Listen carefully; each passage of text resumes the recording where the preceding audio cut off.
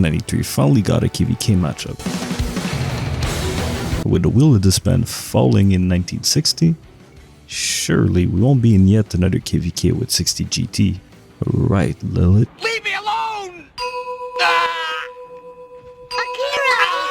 Will it be a 2v2 matchup? I understand why 1093 don't take that 1v3, but I mean, I feel like that would have been the best situation. I don't want to hear another word! You're a disgrace to the game!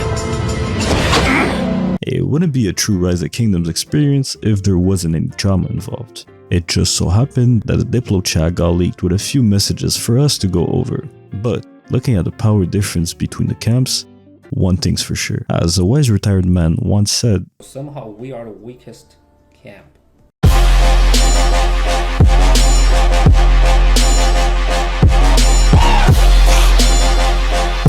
What's poppin' YouTube?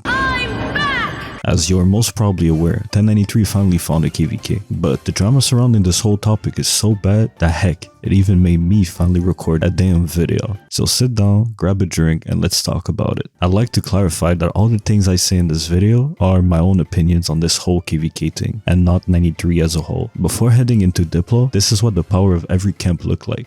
Take those stats you see here with a grain of salt. A bit of the power here can be heavily inflated from farms and things of that matter, which I also think Lilith should really work a way of removing base power, which is around 55 million, and only taking into account true power. That would already make it a much better assessment. Take for example us over at 93. To be able to fit being Imperium while also having two alliances meant some players had to stay under a certain threshold of power. Now we all know true power for open field is everything. If you are a player below 80, even 85 million power, that's really going to be tanking your ability to actively fight in the open field. This can further be proven by looking at the Kingsland of our previous KVK. It was pretty clear at which point we simply didn't have the troops to just keep sending out in the field while also defending and swarming flags. Anyways, back to the topic. Going into Diplo, it appears that 1818 were the first to back off from a 2v2 proposal.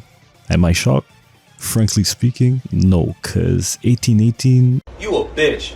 You know why you a bitch? Now, Softex from 1960 was also opting to not fight if the only option for this KVK was a 2v2. I'll put his rambling on the screen and well, feel free to read if you want. Let me start by saying this. Everyone knew that 1093 registered for co-op. Yet, the moment 1960 and 1818 got into a by-election, they decided to register for Kings of all Britain. You already know beforehand that you run the chance of jumping into a unfavorable situation. 93 and 2293 put the cards on the table and asked for a 2v2. Now, if you're 1818 and 1960, you are presented with the opportunity to fight. Now sure, the odds are stacked against them. If I had to guess, it would maybe be a 75% probability of us winning, or maybe even 80, but at least there would be a bit of fighting to be had until the end of this KVK for every camp. So let me get this clear. Instead of taking the 80 to 20% odds, you prefer refusing to fight. If both results end up being a loss for you, why at least not fight and make it somewhat fun for the 50 remaining players you got? To me, this says a lot about whatever leadership they got going over in 1960. I just know this is how Cortex will be feeling later on. I am sorry, my mentor.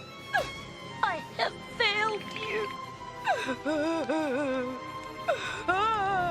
The option to skip the map is there for a reason. Bro, like seriously, you know better than me that this option is not possible for either 93 or 1818 since we got farms in another domain, which means we would simply be locked for the duration of this KVK. Again y'all, I don't want to make this video longer than it needs to be. It is good to see that 1960s cheerleaders are still as loyal as ever, but seriously, after seeing comments like this, y'all are just glazing at this point. I don't care. Now, for those who will call 1093 scaredy cats for not opting to suicide in a 1v3, do yourself a favor. Simply look at 1093's track record. You can and will see that we have never backed down from anything and always jumped the gun in unfavorable matchups when we needed to. It is also the reason as to why we are as strong as we've ever been. That being said, notice how I never mentioned 1818 during this whole video? That's cause we all know that 1818 are only rats looking for free wins. Legit, this is how they always act, but when push comes to shove...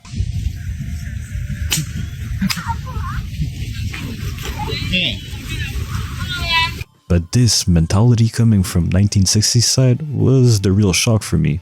Anyways, y'all, with all this being said, I still don't know what's going to happen for this KVK. I guess we could only wait and find out. It's been your boy Angelo. Ciao.